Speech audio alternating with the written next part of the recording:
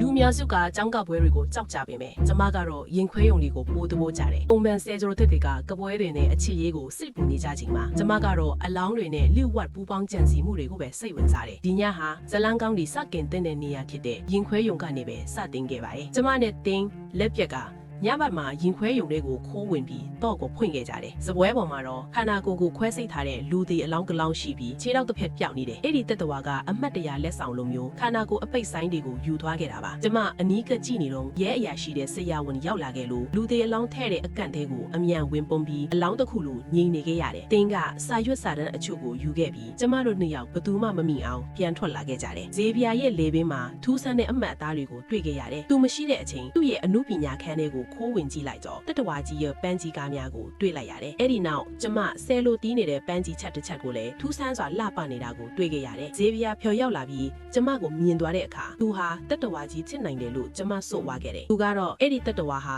သူ့ရဲ့အိမ်မက်သေးကိုရောက်လာပြီးသူ့ကိုနာကျင်အောင်လုပ်တာလို့ပြောပါတယ်။နောက်မှာစစ်ဆေးဖို့အတွက်သူ့ရဲ့သွေးယူပေးနေတဲ့တ िश ူးတစ်ခုကိုကျမယူခဲ့တယ်။ယူချင်းကဇေဗီယာရဲ့ပန်းကြီးကားတစ်ချက်ထဲကဂူးတစ်ခုကိုရှာတွေ့ခဲ့တယ်။ကျမတို့သွားကြည့်တဲ့အခါနေရာမှာတန်ကြိုးတွေနဲ့တတဝါကြီးရဲ့လက်သေးရအစ်စ်တွေကိုတွေ့ခဲ့ရတယ်။ DNA စစ်ဆေးဖို့လက်တဲ့အပိုင်းအစတစ်ခုကိုယူပြီးရဲအရာရှိကိုပေးခဲ့ပါတယ်။တင်းကကျမအတွက်အနက်ရောင်ဝတ်စုံကိုခိုးယူပေးပြီးထိုင်လာကျမကိုကပွဲဖိတ်အောင်စာတူတစ်ခုပို့တယ်။ဒါကြောင့်ကျမထိုင်လာနဲ့အတူကပွဲကိုတက်ခဲ့တယ်။လူတိုင်းကအဖြူရောင်ဝတ်စုံတွေဝတ်ထားပြီးဇေဗီယာကဘီယန်ကာနဲ့ကနေရာကိုကြည့်ရတာသူတို့နှစ်ယောက်လုံးမနာလိုဖြစ်နေပုံရတယ်။ရုတ်တရက်မီးတရီတန်မီလာတော့မျက်နှာကျက်ကနေသွေးတွေလိုမျိုးအနီရောင်ဆေးတွေကျလာတော့တယ်။လူတိုင်းအော်ဟစ်ပြေးလွှားကုန်တာဟာထိတ်လန့်ရုပ်ရှင်တစ်ခုလိုပဲရှုပ်ယုံပြီးပျော်ရွှင်စရာကောင်းလာပါတယ်။အဲ့ဒီအချိန်မှာပဲကျမအကြိုင်းရင်တစ်ခုရခဲ့ပါတယ်